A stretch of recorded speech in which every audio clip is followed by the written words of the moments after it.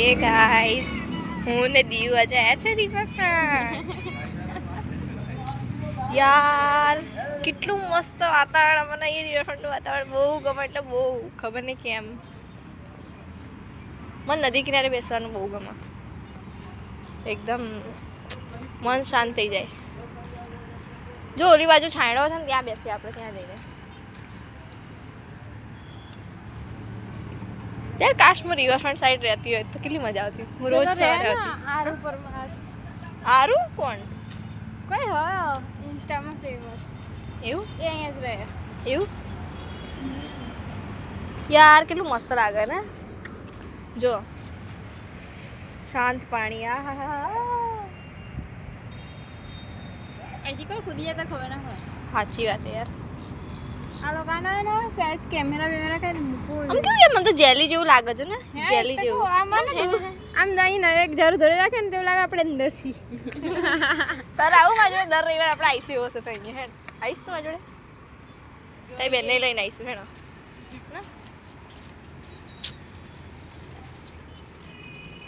મને રિવરફ્રન્ટ ને આમ રાતે બી આવવાનું ગમે પણ સારું કોઈ લઈને નહીં આવતું એકવાર મને લઈને આવ્યા હતા પપ્પા એ બી ત્યાં મમ્મી હતી મારી જોડે અમે લોકો અટલ બ્રિજે ઊભા હતા શાંતિથી મસ્ત લાગતું હતું એ કોઈની કંકોત્રી બી નાખી દેવી અરે અમુક લોકો પધરાવે ને બધી વસ્તુ એટલે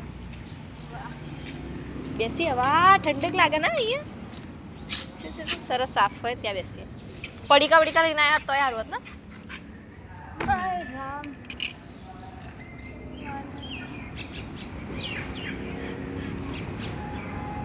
તારામાં નેટ વાઈફાઈ કરતો હોટસ્પોટ કર કઈ એમ કે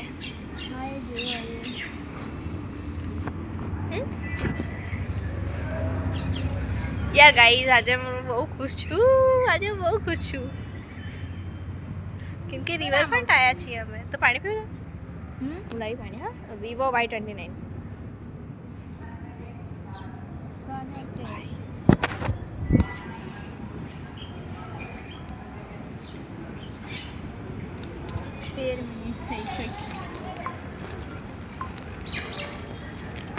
તારમ બી મારા જેવો અવાજ આવે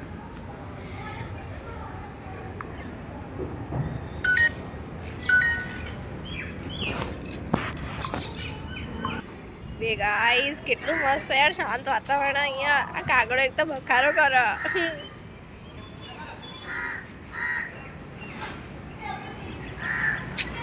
ગાઈસ મારો આઉટફિટ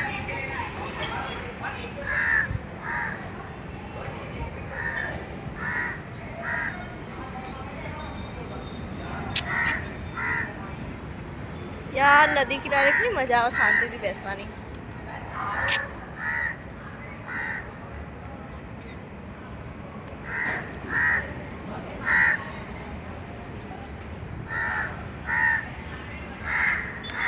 ગાઈસ દીવ ક્યાં બેઠી છે મારી પાછળ જો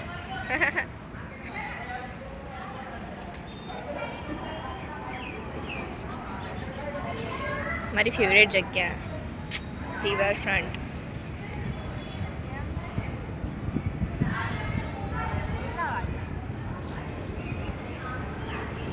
કેટલી મસ્ત વેવ થાય છે જો ગાઈસ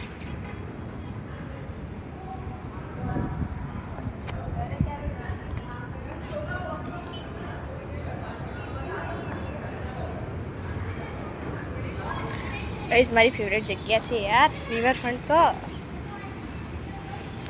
કોઈ લઈને નહીં આવતું પણ એ વાત અલગ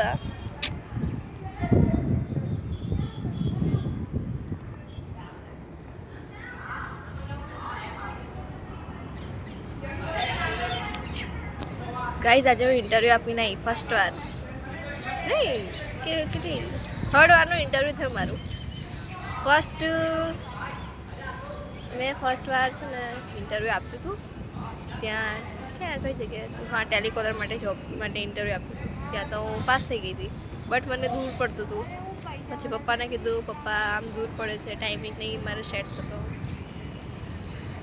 પછી ના ગયું ત્યાં જોબે ના ગઈ પછી સેકન્ડ ઇન્ટરવ્યૂ આપવા ગઈ ને એ બી મોલમાં હતું મોલમાં ઇન્ટરવ્યૂ આપીને આવી પછી એમાં થયું એવું કે કૂપનો વેચવાની હતી હવે એવું બધું કામ તો આપણને ના ફાવે ખરા બધું ફાવે ખરા પણ એમાં કેવું હતું હું રોજ રોજ અલગ અલગ જગ્યાએ જવાનું બરાબર, એવું તો પછી ના ફાવે ને યાર. રોજ રોજ અલગ અલગ જગ્યાએ જઈને મારે કૂપન આપવાની, એવું તો બધું ના મજા આવે બરાબર.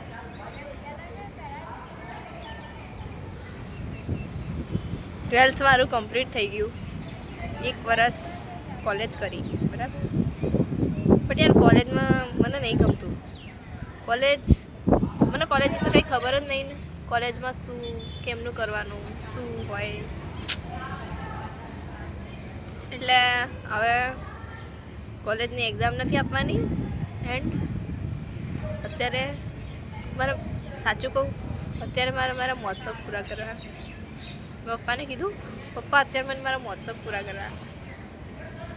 મીન્સ કે યાર મારી બી લાઈફ હોય ને, મને બી એમ થાય. અત્યારે હું ઘણા બધાને જોઉં ને એટલે મને એમ થાય કે યાર આ લોકો કેવી આમ ફ્રીડમથી જીવે છે, જ્યારે ઘરની જવાબદારીને બધું સમજીએ આપણે કે હોય ના હોય એમ નહીં, પણ પોતાના બી મહોત્સવ હોય ને. મારા મહોત્સવ પૂરા કરવા છે કે બી કેમ કે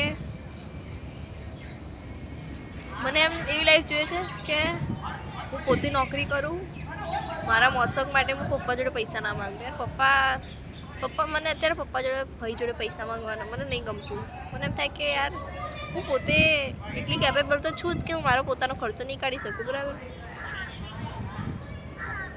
એટલે મેં કીધું કે હું જોબ માટે એપ્લાય તો કરું. વર્ક ઇન્ડિયા એપ છે ગાઈઝ, બહુ મસ્ત એપ છે વર્ક ઇન્ડિયા એપ. એની અંદર મેં મારી પૂરી ડિટેલ નાખેલી છે એન્ડ હું એમાંથી જોબ માટે એપ્લાય કરું છું. એન્ડ સારી વાત તો એ છે કે એમાં આપણે એપ્લાય કરીએ અને આપણે આપણી જે ક્વોલિફિકેશન હોય એ જોઈને સામેવાળા વ્યક્તિ આપણને ઇન્ટરવ્યૂ માટે બોલાવે છે. એન્ડ ધેન ગાઈઝ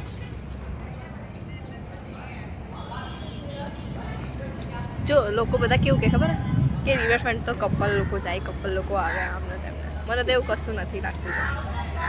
મને મારી લાઈફ બેસ્ટ સિંગલ લાઈફ મજા આવે છે. પોતાની લાઈફ છે, બીજાને કંટ્રોલ શું આપીએ, જાતે ના જીવીએ તો પછી.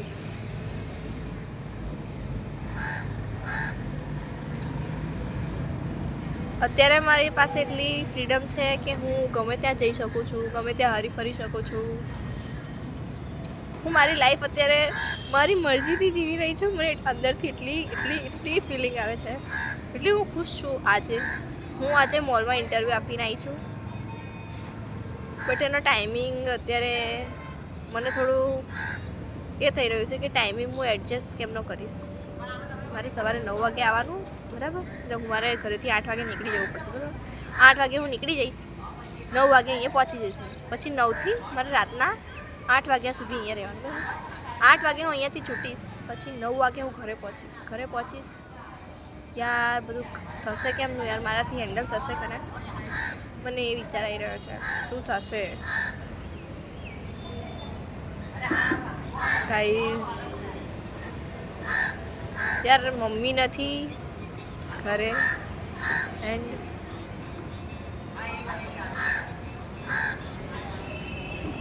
હિંમત નહીં હારવી. હા એ વાત સાચી છે, હિંમત નહીં હારવી. કંઈ વાંધો નહીં, સવારનું ખાવાનું હું પપ્પા જોડે બનાવી લઈએ બરાબર. પછી બધું ઘરનું કામ પતાવી દઈશ. એમ કરીને આવી જઈશ નોકરી સવારે. પછી ખાલી વાસણ ગોઠવાના રહેશે, કપડાં વાળવાના રહેશે, કચરા પોતું કરવાનું રહેશે. એ બધું તો સાંજે બી થઈ જાય. બટ એક પ્રોબ્લેમ એ છે કે કોમ્પ્યુટર ક્લાસનું હું શું કરીશ. કોમ્પ્યુટર ક્લાસ મારે જવાનું છે, એ કેમનું જઈશ હું કોમ્પ્યુટર ક્લાસ? સાંજે તો પપ્પા આવીને જમવાનું બનાવી દે બરાબર. બટ યાર મને બી એ નહીં ગમે કે પપ્પા બચારા થાકીને આવ્યા હશે અને એ ખાવાનું બનાવશે. શું કરું યાર હું? મારે જોબ જવું છે યાર. મને એમ થાય કે હું બી કંઈક કમાઈને પપ્પાને 2-4 પૈસા આપું. ભલે મને ખબર છે એ નહીં લે મારા પૈસા, મને ખબર છે મારા પપ્પા એવા નથી. બટ યાર તમે લોકો સમજી શકો ને, મને મારી લાઈફ, મને કોઈની ઉપર ડિપેન્ડ નહીં રહેવું. મને જાતે ઇન્ડિપેન્ડન્ટ થવું છું. હું બહુ સેડ હોઉં, મને એમ થાય કે નહીં યાર મને મજા નહીં આવી રહી, કોઈ વાત મને આમ એવું થાય કે મગજમાં ભમી રહી છે, આમ ને તેમ. મને અહીંયા આવવાની ઈચ્છા થાય પણ હું એકલી કેમ નહીં આવી શકું. એન્ડ અહીંયા હું આજે એટલા માટે આવી કેમ કે હું મોલમાં ગઈ હતી ઇન્ટરવ્યૂ આપવા, બરાબર. ઇન્ટરવ્યૂ મેં આપી દીધું, પછી મને આ જગ્યાએ અહીંયા એટલા માટે આવું ગમે છે. અને અહીંયા એક મોલ છે, એને મને મારા ફ્રેન્ડે કીધું કે અહીંયા જોબ માટે એપ્લાય તું કરી શકે છે. મેં કીધું ઓકે, એપ્લાય બી કરતા આવું અને મૂડ મારું થોડું ફ્રેશ થઈ જાય એટલા માટે અહીંયા રિવરફ્રન્ટ પર પણ આવી. મારી ફ્રેન્ડ સાથે જ છે મારી, વાંધો નહીં. બહુ લાંબો વિડીયો થઈ ગયો યાર, 10 મિનિટનો વિડીયો થઈ ગયો.